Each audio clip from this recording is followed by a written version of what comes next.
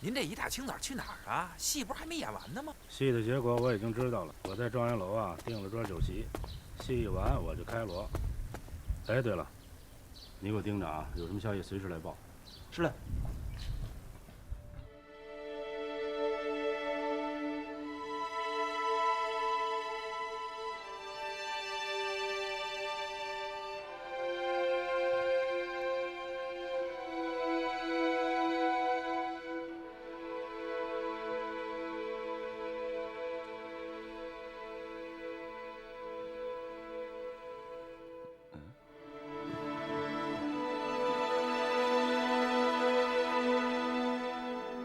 我叫董之莲。你是谁啊？董之霞是我姐姐。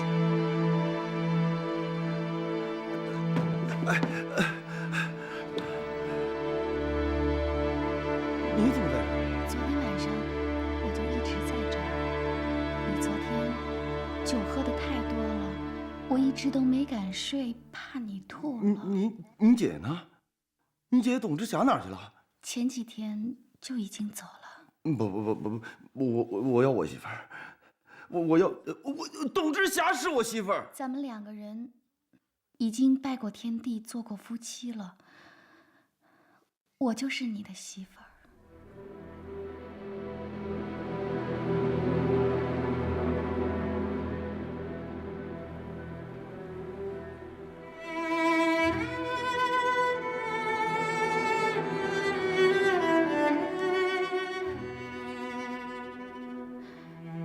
你说的这个镯子戴在谁手上，谁就是你的媳妇儿。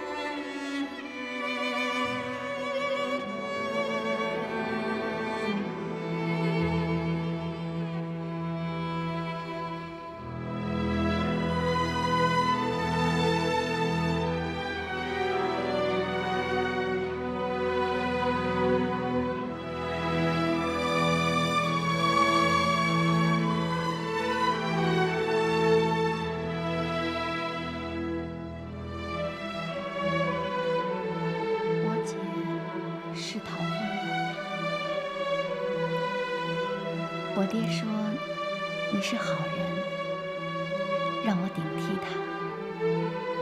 我爹还说了，说我姐是上洋学堂上坏了，不听话了。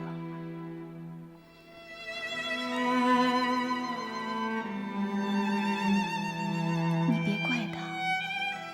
我真不知道你爹还有一个你这么听话的闺女。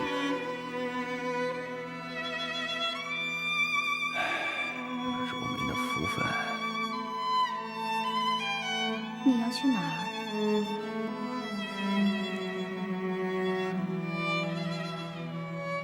你是要休了我吗？谈不上休。你爹答应许配给我的不是你。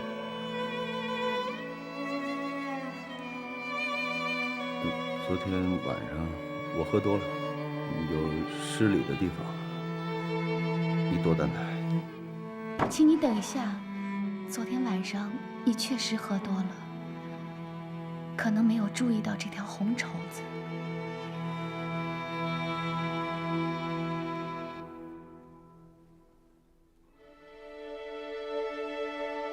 咱们两个人已经拜了天地，就是夫妻了。如果你要是休了我，那我只有一死。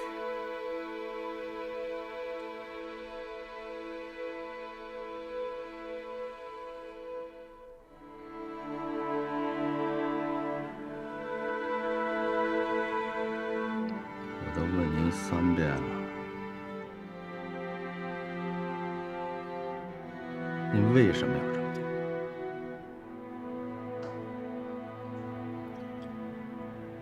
我为了我娘的36两银子，稀里糊涂的进了亨通。可是我做梦也没有想到会有今天这样的结果。你早就知道董之霞、董大小姐她看不上我。那天晚上，她跟我说我是骗她，我的目的要霸占董家。她还说，这门亲事从头到尾就是一桩交易，是按照您想好的，按照您开的价钱做的一桩交易。我现在想起来，董之霞说的没错。可是您害我也就算了，你为什么要把女儿搭进去啊？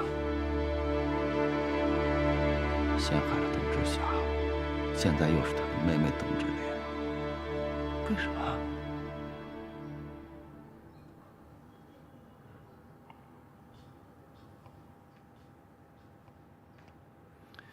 其实您看中我，让我在亨通当差，我打心眼里感谢您。所以您让我去三敬堂救女儿，我去了。您说要把女儿嫁给我，我同意了。现在董之霞跑了，您又要用董之莲来顶替。对不起，我不想再答应您了。我太明白您为什么选中我做董家的女婿。就因为我听话，您说什么就是什么，您想怎么着就怎么着。您知道，我永远不会做背叛您的事情。可是现在，我要告诉您，以后我不会了。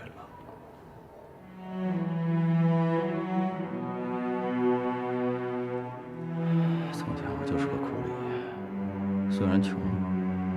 快乐，我也想发财，可不管怎么着，我绝不卖自己。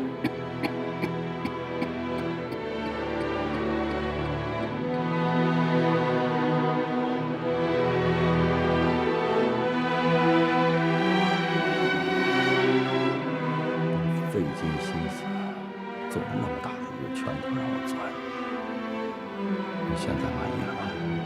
你想得到的都得到了吗？那我现在告诉你，就算是桩生意，也得买卖双方都高兴才行。现在这生意我不做了，不陪你玩了。老梁，你的话都说完了吧？你能不能冷静一点，容我说几句啊？你还太年轻，你怎么能这样跟我说话呢？你现在是我女婿。昨天晚上我一夜没睡，我一直在这儿等你。我想了好多理由，我想好好跟你解释，可是没用，我连我自己都说服不了。你说的没错，这就是个圈套，从头到尾都是我设计的。我得感谢你呀，是你配合我一步一步走到现在。你怎么做我都不怪你，骂我也罢，恨我也罢，你可以走，但是你看见新房子那个红绸了吗？那是我亲自系的。假如你休了之业，毁了这帮亲事，他就必须死。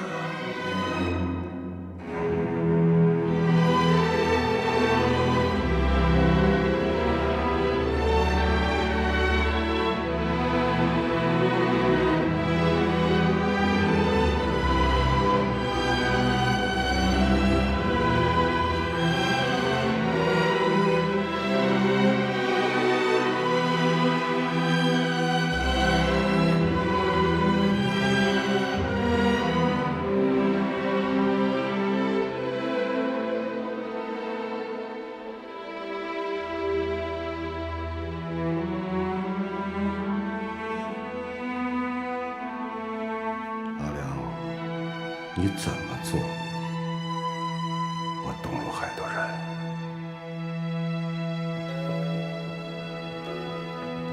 哟，二哥，这么早就来了？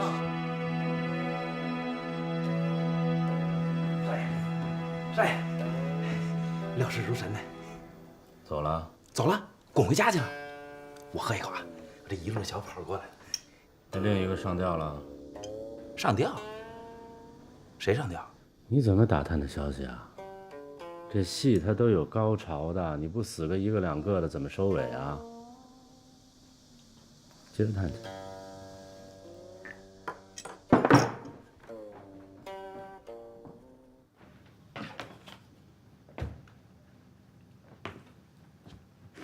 小安、周辽，你们三个都出去，我跟娘有话说。不用了，一个是你亲弟弟，他们俩都是你结拜的兄弟，有什么话当着他们的面说吧。董家这门婚事，我打算给退了。都拜了堂了，行了周公之礼，就不能叫退婚。那我就把这媳妇儿休了。哟，董家小姐是缺胳膊少腿啊，还是聋子哑巴了？要不就是昨晚人家不愿意拿出剪刀要剪你，莫非又是个烈女？你们两个要是再多一句话，我就先把你们给剪了。完了完了，一说到女人，兄弟就得翻脸。哎，初柳，那古书上怎么说这种男人？我敢说吗？没事儿，干娘在这儿呢。重色轻友。哎，干什么？撵到够了没有？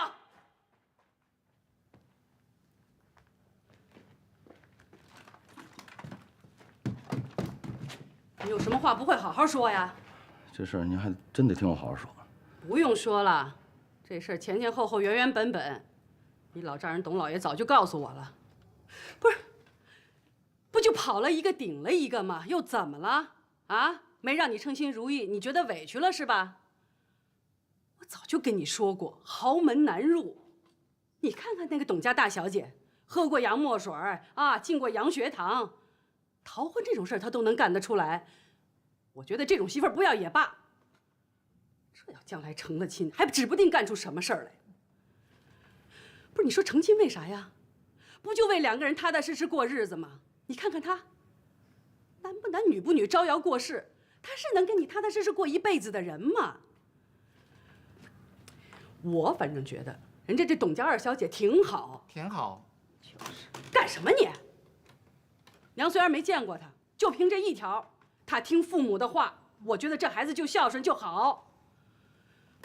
初柳，你跟他说说，昨天董老爷怎么说的他们俩的八字儿？董老爷说了，二小姐啊属羊，阿良哥属龙，一个正月，一个三月，一个子时，一个卯时，男有一家之相，女有望夫之命，条条都是绝配。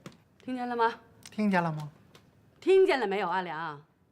娘跟你说，这世上从头到尾让你顺顺当当、称心如意的事儿，那压根儿就没有。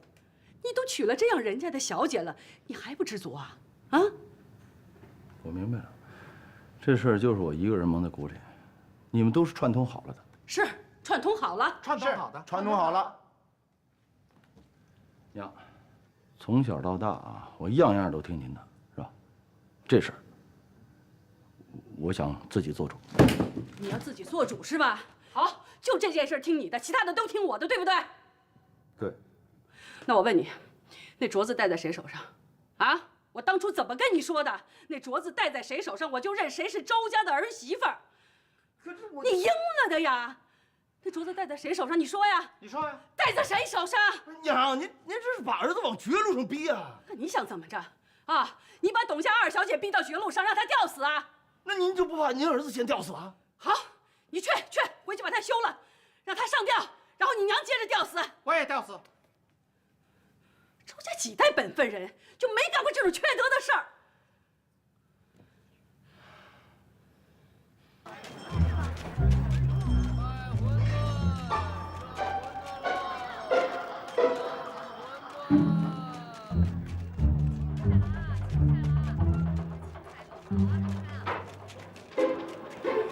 哎，我说我到地儿了，别再跟着我行吗？我跟你们俩说话呢。谁愿意跟着？是啊，来的时候干娘说了，让我们陪点儿。打了烊还得陪他回去。让他跑了。我不是大小姐，我不会跑。该干什么干什么去。记住啊，中午晚上吃饭的时候别光顾着自个儿吃，外面还有俩人呢。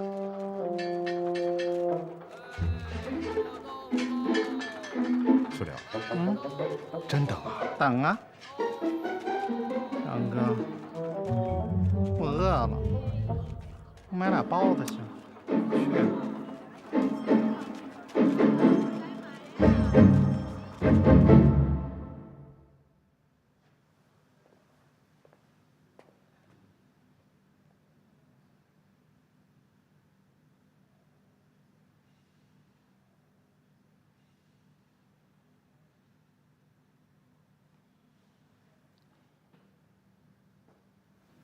董老爷早。是泰山大人早。泰山大人早。吃早饭吧。我已经吃过了。以后就不要让我提醒了。早饭一定要在家吃。梅雅，把衣服给哥也换上。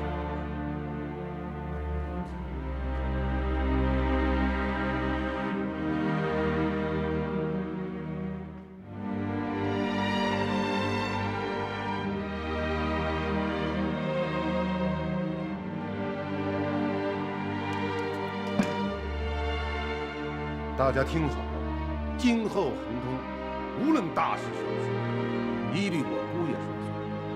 记住了吗？记住了。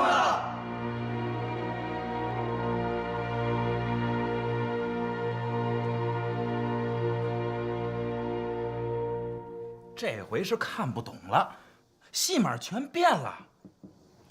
怎么变了？你意思是说我妹妹董之莲没死，周汉良吊死了？少爷，您就别开玩笑了。这360是回了趟家，可他从家里出来之后，扭头就进了恒通去当差了。真的。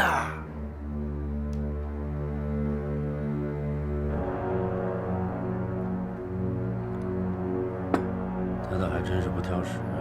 说的就是嘛。少爷，您看您白高兴半天，您以为他自己识相能滚蛋呀？他能吗？就这360，现在是泡上咱们董家了。我跟您说啊，少爷，我早就看出来了。别说咱们二小姐是一个如花似玉的大姑娘了，就算是一个死了仨老公的寡妇，她也照收。你妹妹才死仨老公呢！你妹妹才死仨老公！你妹妹才死仨老公！你妹妹才死仨老公！你妹妹才死仨老公啊！我打个比方，有你这么打比方的吗？错了，少爷。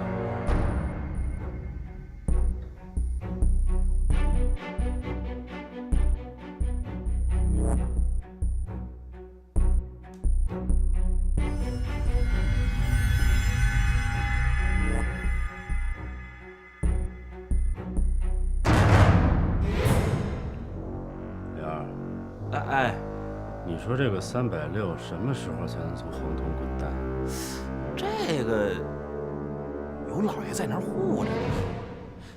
再说他现在是董家正经八百的姑爷呀，这恐怕……我给你打个赌，用不了1个月，他就消失了。少爷，我说也是，实在不行咱们就……你敢吗？我。少爷，您别又拿我开玩笑啊！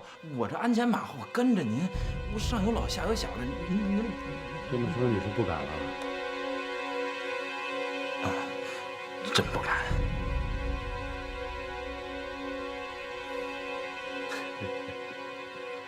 杀人有很多种办法，匹夫之勇才舞刀弄枪的，不用一根手指头就能把事情办了。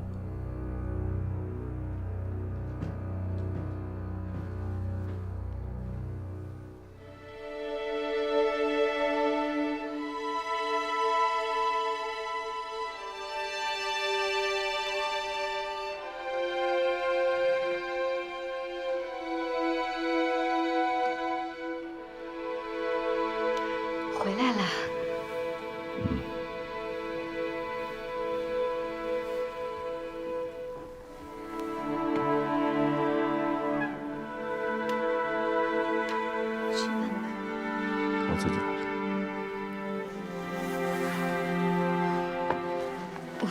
我也不太会做，这些都是后厨刘妈教的，雪菜黄鱼还有冰糖甲鱼，很新鲜的，看看合不合你的胃口。要是不合你的胃口，你就跟我说，下次做的时候我改。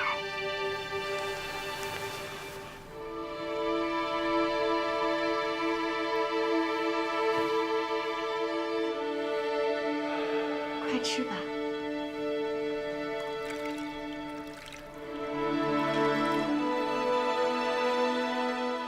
我今天到洪师傅那儿给你做了2身衣服，你吃了饭试试，要是不合身的话，明天我拿去改。我刚来，我也没办法去。这样的衣服穿在我身上不一定自在。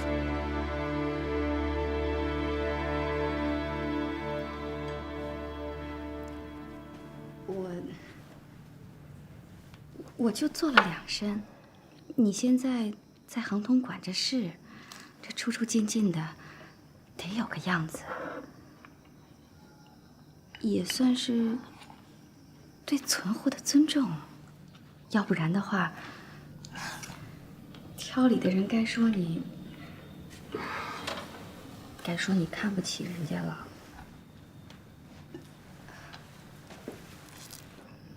不用，我不喝酒。凑合吃2口饱了得了。其实我就是一个苦力出身，也犯不上这么伺候我。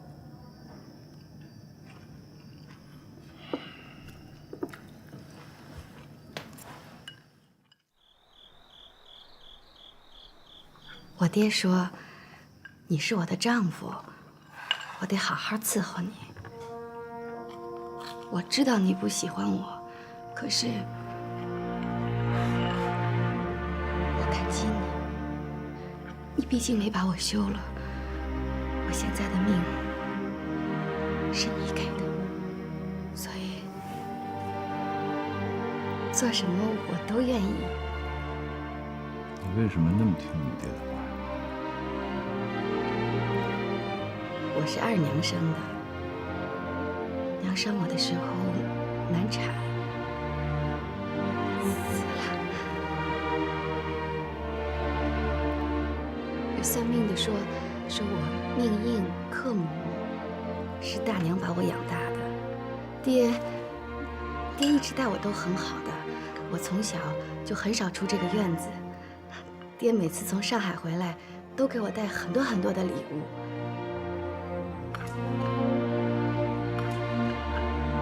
我得报答他。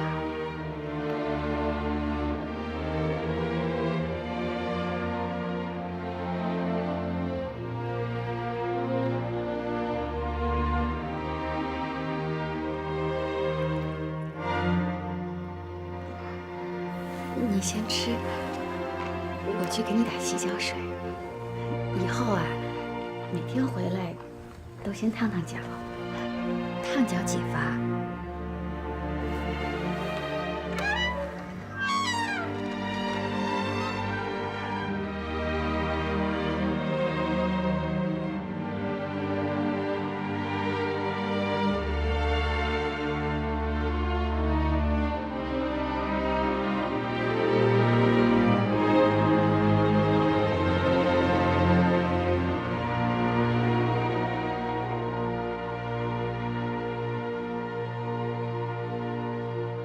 你呀，以后不用送什么东西来了。虽然我们家阿良呢是入赘你们董家，但是我跟你爹呀，在你们成亲之前就说好了的。你们是你们，我是我，你不用今天送点这个，明天再送点那个。我想阿良肯定也不愿意，我这心里头呢也不舒服。我是想，您一个人忙怪孤单的，我在家里反正也没什么事，过来可能帮不上您什么忙，但最起码可以陪着您说说话。那倒也不用，以后只要阿良回来，你跟着他回来就行了。那你坐吧，来了就坐，别老站着。娘，我站着就好。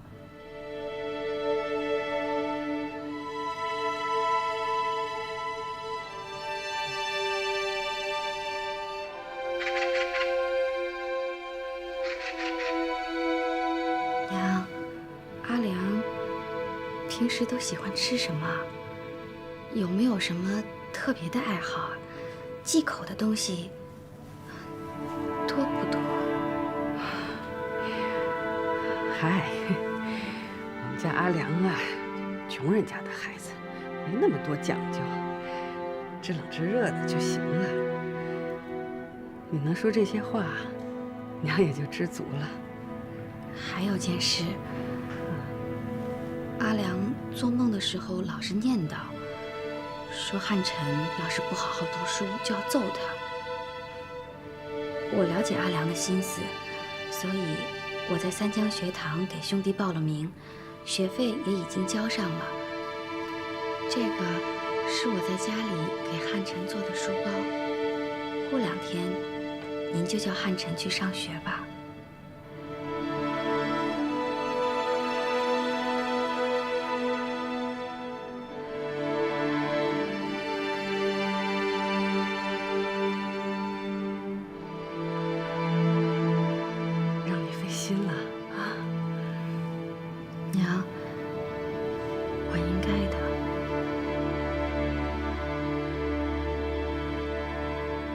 本金合计3两6钱，您拿好。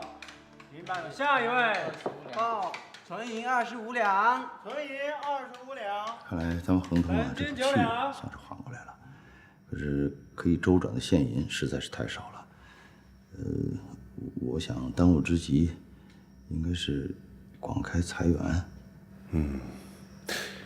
你有什么好的想法吗？做生意嘛，就应该挑那长久的啊。可是长久的生意，那就一个吃一个穿嘛，因为人人都离不了啊。在上海的时候，我和几个兄弟就商量过，要开个染料铺。染料？对，你每个人都得穿衣服啊，所以这染料的需求量就大，而且染料行业刚刚兴起，原料全靠进口，开一家染料铺子用不了多少银子。咱们可以用不多的本钱多开几家分行，最重要的是可以借机把恒通的生意带出去。循序渐进，稳扎稳打，恒通可以靠这8个大字确保万无一失。你这个想法很好啊，不过你可以胆子再大一点，步子再快一点。不瞒您说，我已经让小恩和初柳分别去了汉口和镇江，汉口那边已经来消息了，说一家染料铺面啊，800两银子就可以开张。镇江那边，我想恐怕还用不了800两呢。阿良啊，你想得很周到。这样吧，今天晚上你让志莲多热几壶老酒，咱们2个好好聊。你先去忙吧。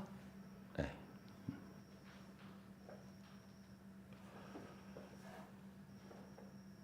少爷，少爷，你这嚷嚷什么呀？你嚷嚷！少爷，官府来人了。官府来人怎么了？我又没犯法，他们是来抓我的，是怎么着啊？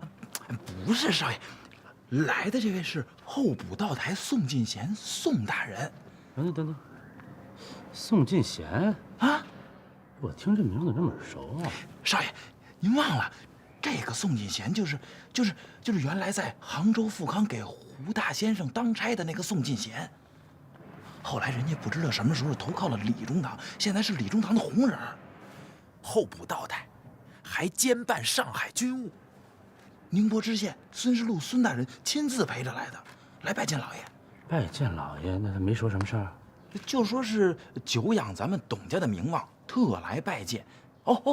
这个宋进贤还说，跟咱们家大小姐是老相识，这次除了拜见老爷，还要跟老爷谈生意。谈生意？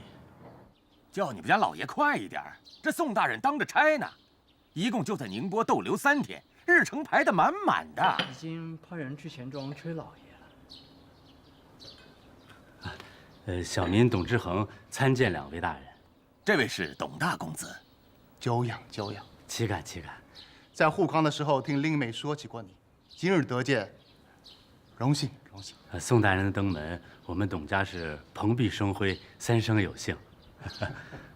还不知宋大人此来所谓何事啊？宋大人乃刚补的道台，遵李中堂之命去上海公干，顺便路过宁波办差。哟，那小民就恭喜大人了。皇恩浩荡，宋某这次途经宁波办差，确实为李中堂所托。所谓走遍天下，不如宁波江夏。两江乃5州首富之地，浙东的宁波更是富古云集啊！这酬银酬饷，还得多仰仗宁波的各位豪绅啊！董家的恒通，那是江浙有名的钱庄。虽然上护康之类损失些银两，可是本官以为恒通不仅实力大，而且信誉好，所以朝廷要保啊。那真是谢宋大人了。宋某这次冒昧登门，就是要和董老爷商量一下，本官要把一桩解库的生意交给恒通来做。解库？对，解库，官银几十万两要在恒通的账上过，再加上几十万两的利税，还有利差，这可是笔大生意啊！还不快谢过宋大人？哦，谢宋大人。不过今天真是不巧，刚才我和我爹从钱庄往回赶的时候，他有桩生意，急着就赶到湖州去了。今天恐怕你们是见不着面了。不过没关系，我爹不在，恒通的事我说了算。这样，今天我在状元楼备了薄酒，给宋大人接风，还请务必赏光。少爷，少爷，人接着了。说这老不死的，还差2步就进了恒通，生生让我给拦下了。你怎么说的？我说道台大人急着回上海，没性子等了。我说这事过去了，不许跟老爷禀报，要敢多嘴，我剪了你舌头。干得漂亮！你晚上去万宁公园，把这个给那张马。5000两，少爷，咱是要万宁公园了。是。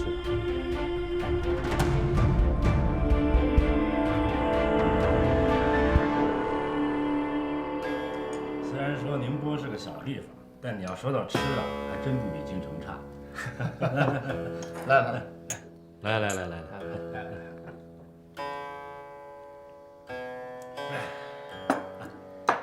在京城啊，解库那都是皇亲国戚经手的买卖，不到李中堂这样1品2品的大员，想都别想沾。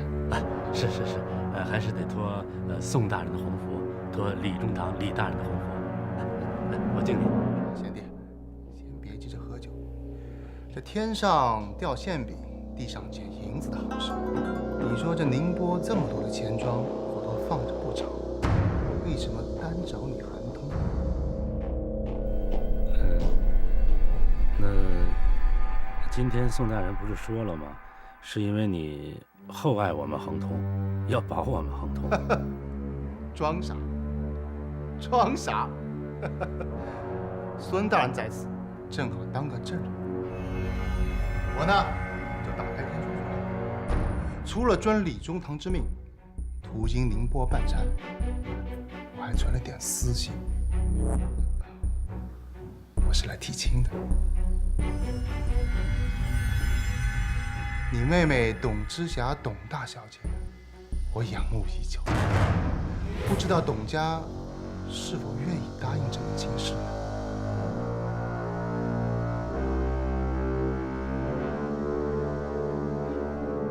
我宋某也算是饱读过几年史书，在府康跟着胡大人那几年，董之霞董大小姐给我留下了非常深刻的印象。这放眼大清国，这样的奇女子还真没几个。我今天斗胆提亲，高攀董家，不知道宋某是否有这个机会？宋大人，贤弟，你这是什么意思啊？是我宋某高攀不上呢，还是你做不了这主？没，那个宋大人能看上我妹妹，那是赏我妹妹她180个脸了。这门亲事算是成了。成，必须成。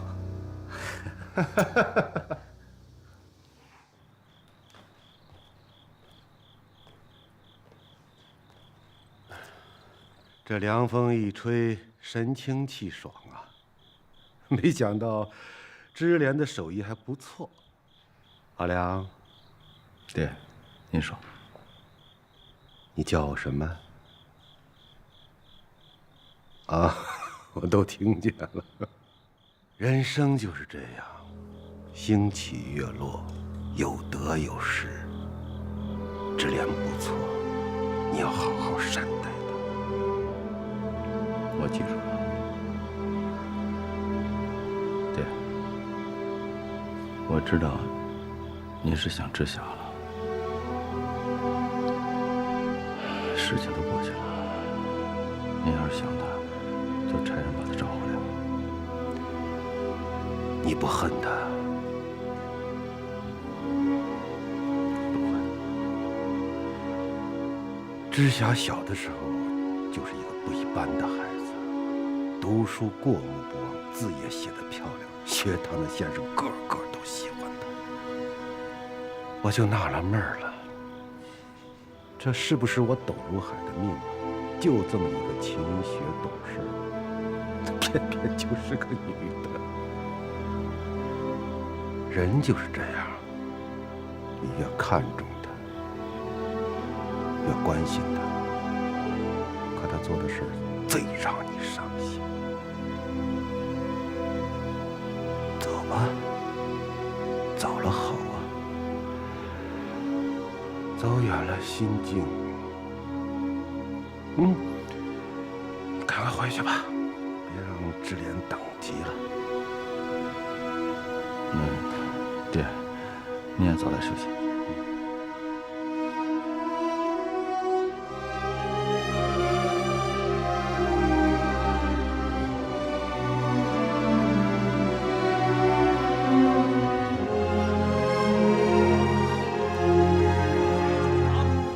恢复中华！满清朝廷腐败透顶，朽木难成，大清国积贫积弱，正处在风雨飘摇的时刻。西洋的坚船利炮已经轰开了塘沽、广州的大门。如果我辈再不觉醒，炎黄子孙便真要亡国灭种。西洋人士以东瀛为师，砸烂帝制，建立共好，这就是我辈前进的方向。这时要无一剑，不是陷阱。这时要无一剑，不是陷阱。劝同胞再不可互相观望。劝同胞再不可互相观望。杀国仇，保同族，效命疆场。杀国仇，保同族，效命疆场。天下事怕的是不肯去做，天下事怕是不肯去做。断没有做不到，有志莫长。断没有做不到，有志莫长。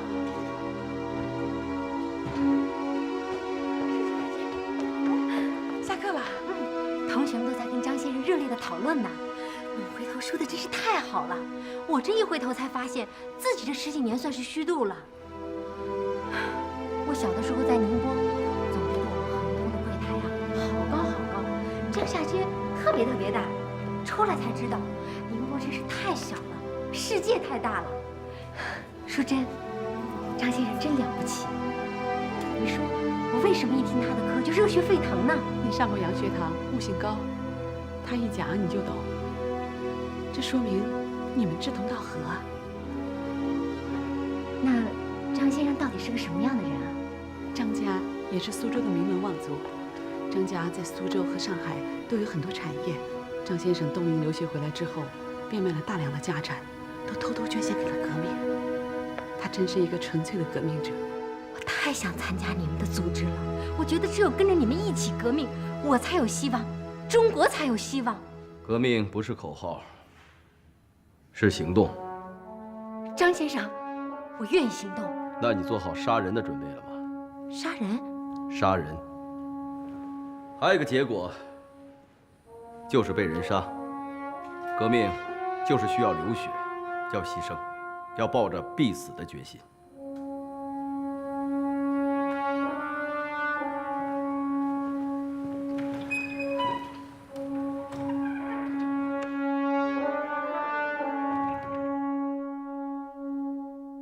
潮涌三江，送风远方，昨天歌声，请你珍藏。哪怕是一片红叶飘落他乡，也是我悄然走